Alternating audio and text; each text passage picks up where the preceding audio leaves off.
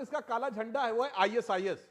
अगर आपने कभी अबू बकर अल बगदादी को देखा होगा तो पूरा ऊपर से नीचे तक काले में देखा होगा। टोपी कौन लगाता है? इसलिए मैं कहना चाहता हूं ये लोग जितने भी अपने रूप बदलने की कोशिश कर रहे हैं, कभी गांधी जी की समाधि पे जाकर, कभी संसद के अंदर वो टैग उठाकर, कभी काले कपड़े पहन के, तो इनके लिए अमीश जी ब्रज के एक बहुत बड़े सन्यासी हुए हैं नारायण स्वामी, उनकी उक्ति लागू होती है कांग्रेस के ऊपर कि अंदर से मैलो हियो बाहर रूप अनेक, नारायण तासो भलो कौवा तनमन एक।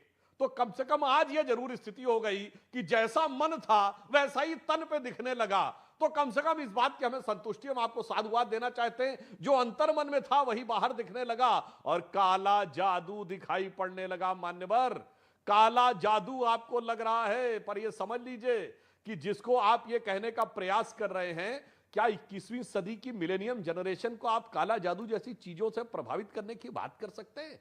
मेरे विचार से इस तरह की बात करना बहुत दुखद और मतलब बहुत कष्टकारक है। और ये किसके लिए है काले कपड़े?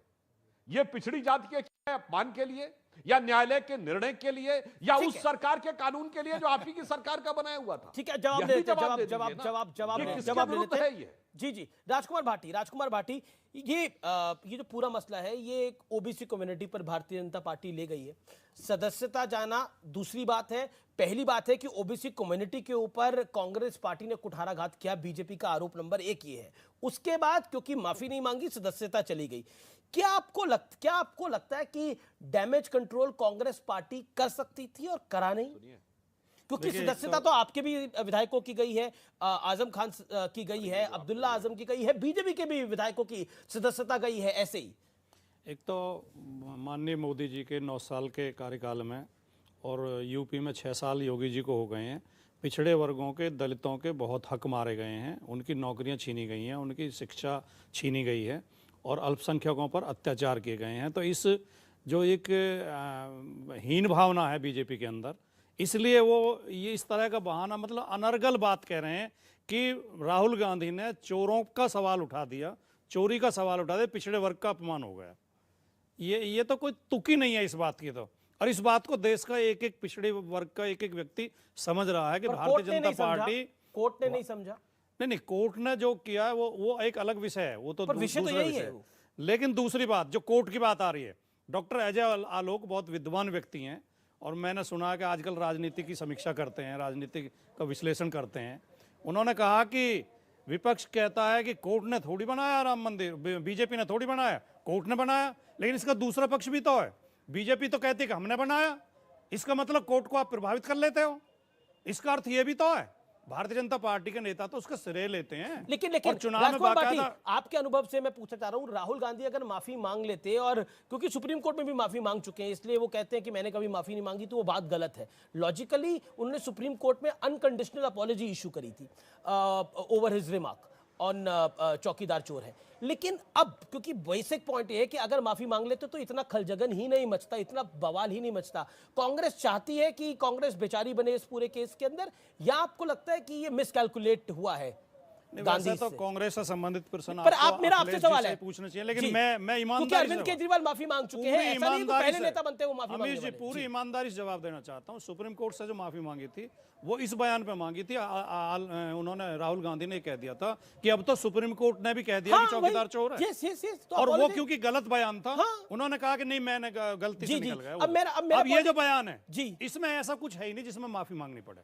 आप कह रहे हैं कि ओबीसी का अपमान नहीं है। ओके, समाजवादी पार्टी कहती है ओबीसी का अपमान नहीं है। सीधा रिएक्शन लेते हैं। बड़ी खबर, समाजवादी पार्टी कह रही है कि ओबीसी का अपमान नहीं हुआ है, ओबीसी का अपमान नहीं हुआ, यही कह रहे हैं आप। इस समय की बड़ी खबर है, इस समय की बड़ी ब्रेकिंग स्टोरी है। हरीश रावत कांग्रेस पार्टी के वरिष्ठ नेता का बड़ा बयान है। यह आर पार की लड़ाई के मूड में आ गई है। केंद्र की सरकार जुल्म की इंतहा कर चुकी है बीजेपी पर, यानी उनका कहना है सब कुछ आनन फानन में हो रहा है, जल्दबाजी में हो रहा है। राहुल गांधी की तरफ तानाशाही रवैया दिखा रही है नरेंद्र मोदी का शासन। इस लड़ाई को जन जन तक लेकर जाएंगे, यह बड़ी स्टेटमेंट है। कांग्रेस के वरिष्ठ नेता है हरीश रावत में आचार्य प्रमोद कृष्णम, कांग्रेस के एक और वरिष्ठ नेता और प्रियंका गांधी के एडवाइजर, उनकी बड़ी स्टेटमेंट आ गई है कि तमाम सांसद इस्तीफा दे दें, एकजुटता दिखानी होगी, सभी सांसदों को इस्तीफा दे देना चाहिए। यानी किस मूड में है कांग्रेस, यानी कांग्रेस पार्टी, क्या सारे सांसद इस्तीफा दे देंगे? यहां से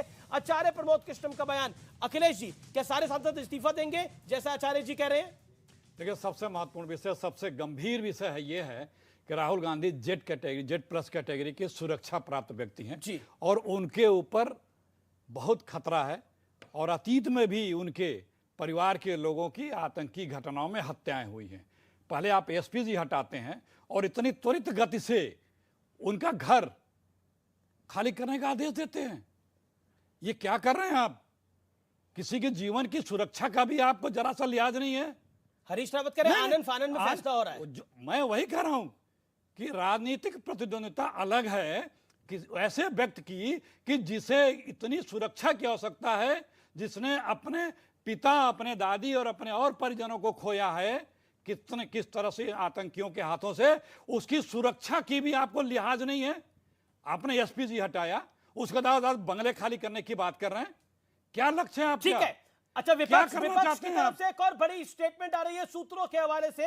बड़ी खबर आ रही है कि बीजेपी का कुछ बहुत बड़ा प्लान है, यह बड़ा प्लान घातक हो सकता है। सुधांशु त्रिवेदी, अब हरीश रावत कह रहे हैं एक बात, विपक्ष के सांसद एक बात कह रहे हैं, वो कह रहे हैं आपका बड़ा प्लान है और बड़े प्लान का हिस्सा है राहुल को टारगेट करना। वो बड़ा प्लान क्या है? और जान को खतरा है राहुल गांधी की, कांग्रेस पार्टी कह रही है। ये जेड कैटेगरी है उनके पास, जेड प्लस नहीं। देखिए, जो अखिलेश जी ने कहा, मैं उनकी बात को और स्पष्ट और संशोधन के दे रहा हूं। राहुल गांधी जी के पास जेड प्लस नहीं है, जेड प्लस विद एएसएल है, Z plus with advance security liaisoning. ये उस स्तर की सुरक्षा है जो भारत के गृह मंत्री को और भारत के रक्षा मंत्री को प्राप्त है। तो सरकार ने सुरक्षा के विषय के ऊपर सब कुछ दे रखा। एसपीजी की जहां तक बात है, तो एसपीजी सिर्फ प्रधानमंत्री को मिलती है, जिसमें एयर कवर भी होता है। एसपीजी का मतलब होता है आपके घर के ऊपर कोई एयर से अटैक नहीं हो सकता, वह भी कवर्ड होता है। तो वह स्थिति सिर्फ प्रधानमंत्री के लिए, बाकी इनको गृह मंत्री और रक्षा मंत्री के स्तर की सुरक्षा प्राप्त है। सरकार की तरफ से इसमें कोई बात नहीं। परंतु ये जो बात है तो टेक्निकल है।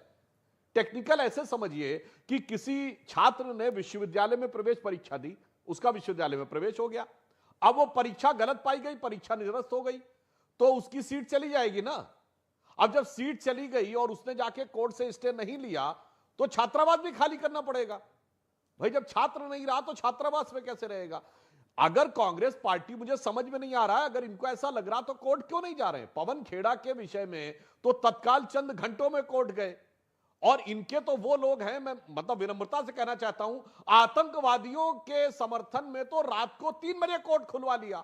जी अब यहाँ 3-4 दिन हो गए हैं राहुल गांधी के लिए कोर्ट में नहीं जा रहे हैं, तो यह रणनीति तो कांग्रेस पार्टी को बतानी चाहिए।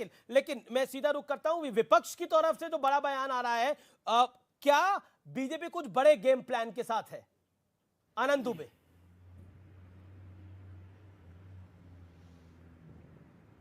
अमित जी मुझसे पूछ रहे हैं? जी जी जी, दुबे जी। अब देखिए, बीजेपी ने अब तक जो भी किया है देश की जनता के सामने है। भारतीय जनता पार्टी के इशारे पर ईडी, सीबीआई, इनकम टैक्स, चुनाव आयोग तो काम करते ही थे। अब सेक्रेटरियल जो पार्लियामेंट के सचिवालय हैं वो भी काम करते हैं। बंगला भी ले लिया आनंद फानन में।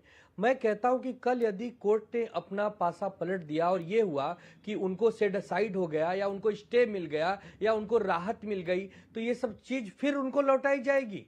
तो पहले तो प्रश्न चिन्ह ये लगता है भाजपा के नेताओं पर। दूसरी चीज, आपका जो आज का विषय था अमित जी, जिसके लिए आपने मुझे बुलाया है, कि वीर सावरकर जी वाली टिप्पणी पर हमारे नेता ने 1 नहीं 10 नहीं 100 बार कह दिया कि हम वीर सावरकर जी के सम्मान में हैं। वो हमारे देश के सच्चे सपूत रहे हैं, और ये केवल हम नहीं कह रहे हैं, ये तो श्रीमती इंदिरा गांधी जी ने भी कहा था, जिसके साथ आदित्य ठाकरे जी और राहुल जी जो साथ साथ चलते हैं। तो राहुल जी कह रहे हैं कि मैं सावरकर नहीं हूं, सावरकर तो माफी वीर थे। हाँ। अमीश जी, हम साथ साथ चले थे भारतीय जनता पार्टी के रथ को रोकने के लिए, भारतीय जनता पार्टी को चुनौती देने के लिए। एक दूसरी पार्टी का एक दूसरी पार्टी में विलय नहीं हुआ है। शिवसेना अलग पार्टी है, कांग्रेस अलग पार्टी है, दोनों के नेता अलग अलग हैं, दोनों की विचारधाराएं अलग अलग हैं। हम बार बार कह रहे हैं कि वीर सावरकर जी का अपमान हम सहन नहीं करेंगे, और भारतीय जनता पार्टी जो हमारे यहां महाराष्ट्र में जो पूर्व महामहिम राज्यपाल जी थे, वो बार बार हमारे महापुरुषों का अपमान करते थे। छत्रपति शिवाजी महाराज का अपमान, सावित्रीबाई फुले का अपमान, महात्मा फुले जी का अपमान, वो हमें